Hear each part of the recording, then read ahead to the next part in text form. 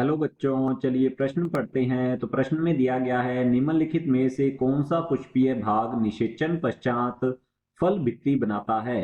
तो हमारे पास विकल्प है न्यूसेलस, बाह्य अध्यावरण, अंडाशय भित्ति या फिर अंतः अध्यावरण। तो इस प्रश्न की मुख्य अवधारणा के बारे में हम जान लेते हैं। तो यहाँ लिखेंगे मुख्य अवधारणा। इस प्रश्न की मुख्य अवधारणा है निषेचन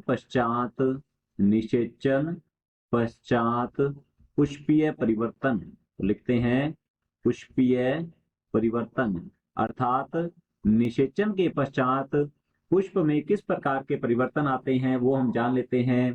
तो यहाँ हम लिखेंगे पुष्प जो कि पुष्पीय पादपों का मुख्य लैंगिक अंग होता है। इसमें अलग अलग पुष्पीय चक्र पाए जाते हैं। तो यहाँ लिखेंगे पुष्पीय भाग या पुष्पीय चक्र इन्हें कहा जाता है। 4 पुष्पीय चक्र होते हैं। पहला है बाह्य दलपुंज। तो लिखते हैं बाह्य दलपुंज और इसकी इकाई जो है यह कहलाती है बाह्य दल। फिर आ जाता है दलपुंज। तो लिखते हैं दलपुंज और इसकी इकाई कहलाती है दल। फिर तीसरे नंबर पर अंदर की ओर होता है पुमंग। पुमंग जो कि एक नर जनांग है और इसकी इकाई होती है पुंकेसर। निषेचन के पश्चात ये तीनों ही सूख कर झड़ जाते हैं। तो लिखेंगे यहाँ पर निषेचन पश्चात सूख कर झड़ जाते हैं। ज्यादातर यही देखा गया है, ये सूख कर झड़ जाते हैं। और नंबर 4 पर सबसे अंदर की ओर पाया जाता है जायांग जो कि एक मादा जननांग है। तो यहाँ लिखते हैं यह मादा जननांग होता है और इसकी जो इकाई है उसे स्त्री केसर या अंडक के नाम से जाना जाता है। इसे स्त्री केसर या अंडक कहते हैं।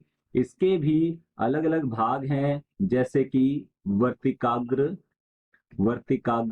वर्तिका। तो लिखते हैं वर्तिका। और होता है इसके अंदर अंडाशय।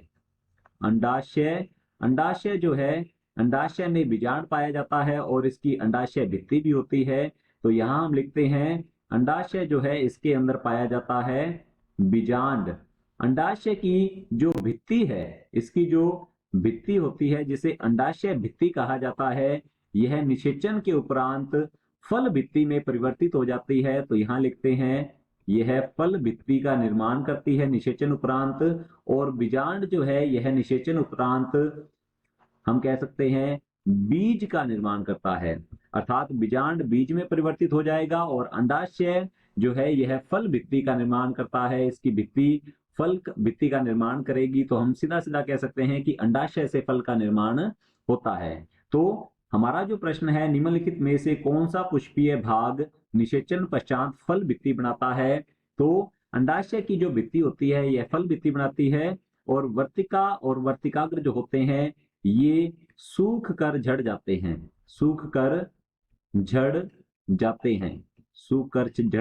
ये निषेचन उपरांत।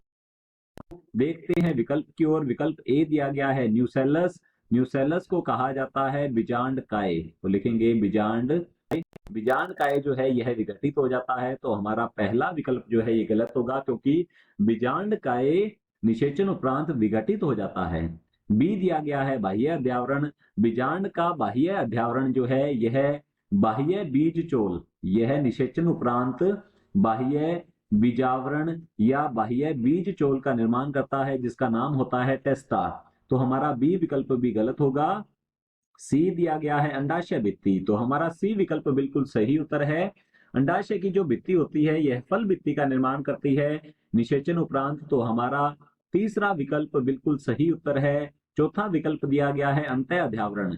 अंतः बीजावरण निर्माण करता है, बीजावरण या बीज चोल का निर्माण करता है, जिसका नाम होता है टैगमैन। तो हमारा डी विकल्प भी गलत होगा। विकल्प सी बिल्कुल सही उत्तर है। आशा करता हूं आपको समझ में आया होगा। धन्यवाद।